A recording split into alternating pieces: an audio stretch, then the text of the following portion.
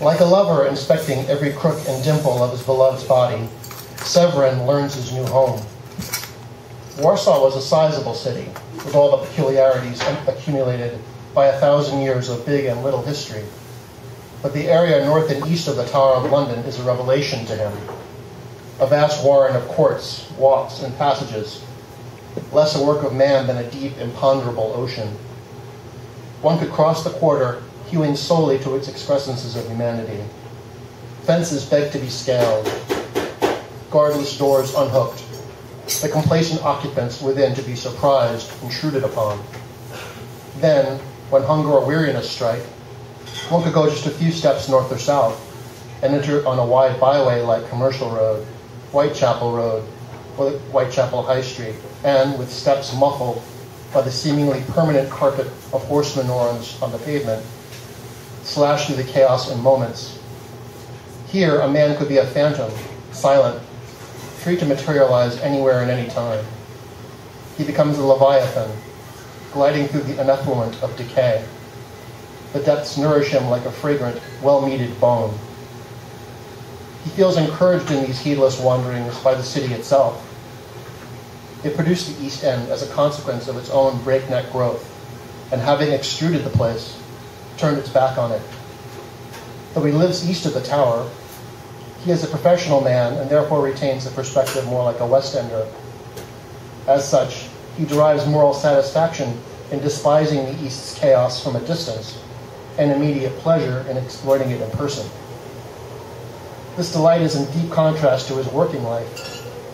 He arrived from Warsaw with a letter of introduction from Dr. Rappaport, attesting to his thorough study of the science of surgery. There were, he understood, ample, well-paid opportunities in England for continental physicians. But the promises were not fulfilled. For although no one is wont to dispute his skills, there is little demand in London for practitioners without fluent English. Dr. Rappaport had warned him as such. The Englishman prefers to be bled by a native ignoramus. If you must leave, go to Germany, go even to Hungary, but expect nothing from the English. However, after years under the doctor's yoke, he was as likely to abide the Jew's advice as he was to do the opposite. For an accomplished surgeon, there can be no limitations of custom or law. Among ordinary men, he is exalted by his knowledge, whether his status is acknowledged or not. For indeed, blood is blood in any country, and flesh is flesh, liable to the same knife. He would master English soon enough, as he had Russian and German before. His plans could not be forestalled. But the arrogance of the English is worse than the Rappaport had warned. In London, he is seen as nothing more than a foreign craftsman, a pieceworker with a black bag, gibbering in some outlandish tongue. For all the stature of his degree, he might as well have studied cabinet making with his father. It is outrageous, intolerable. In the little room he rents at the foreigners' workhouse, he sits by the window, looking down at the natives and their self-importance, their pretensions to contentment without the guidance of wiser men. They seem immovable in their ignorance. They see nothing wrong in lavishing money on a sallow row tailor or a pretty carriage, but not on those who tend the flame of knowledge. They are the Prometheus binders. They rip the liver from him with each rejection. Wait for it to grow back, and reject him again. He looks down at them from the window. They see nothing wrong with money for tailors. They bound him and reject him again. He looks down at them from the window. He found work in the only concern that valued his skills. A barber in West India Dock Road had a modest shop between a druggist and a dealer in antique musical instruments. For a modest salary of 4 and 6 a day, Severin helps him cut hair, shave beards, and for less money patrons perform bleedings and tooth extractions. It is lowly work, offering so little stimulation to Severin's active mind that he sometimes fears for his sanity. But it is a legitimate situation, and it does offer him frequent opportunity to improve his English. His pride and natural diligence leave him no choice but to apply himself. Within 3 months, he becomes nothing less than a storefront raconteur. His skill by word and scissor are something of a legend in the neighborhood, and his traffic swells on referrals. With steady work, he refines his appearance. He shops for suits alongside barristers, lines his fingers with rings, and spends his after hours in the mirror, trimming and pomading his hair. Within 4 months, women as well as men are lining up for his services. For the ladies, he spends particular care in cultivating himself.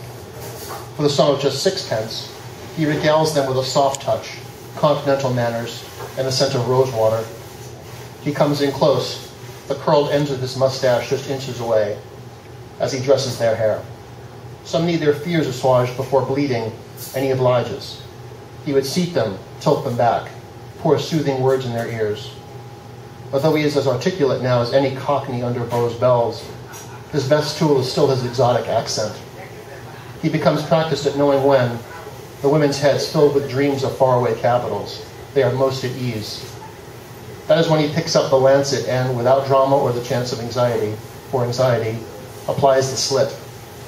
He is most pleased when the subjects barely seem to feel the prick at all. As he entertains his guests, he is diligent in monitoring the rate and quality of their bleeding. For the flow of life's precious liquor is not as straightforward a thing as the layman imagines. It is no mere mechanical leakage, but the expression of vigor more articulate, more truthful than the idle productions of spoken language. The words of women mean nothing at all, but their flow is of most supreme importance. The ancients understood it when they spoke of the diagnostic qualities of the pulse, a blood that capered like a gazelle, leapt like a goat, or crawled like an ant. The blood does not dissemble, it does not prattle fatuously, and it never speaks to men unprepared to serve it. In this it is an oracle, and those who bear witness to it, apostles. He knows no deeper calling. To this end he is obliged to keep up his skills with the scalpel. In this at least his new home offers rich opportunities. The train tracks around Liverpool station are regularly lined with the corpses of dead animals. Dogs and cats struck by trains, old and worn out cart horses and donkeys dumped by their former owners. Indeed, finding material for dissections is easier than finding the time to perform them, for his duties at the shop keep him busy for 10 hours a day until after nightfall. Months of stealing into railway yards make him stealthy.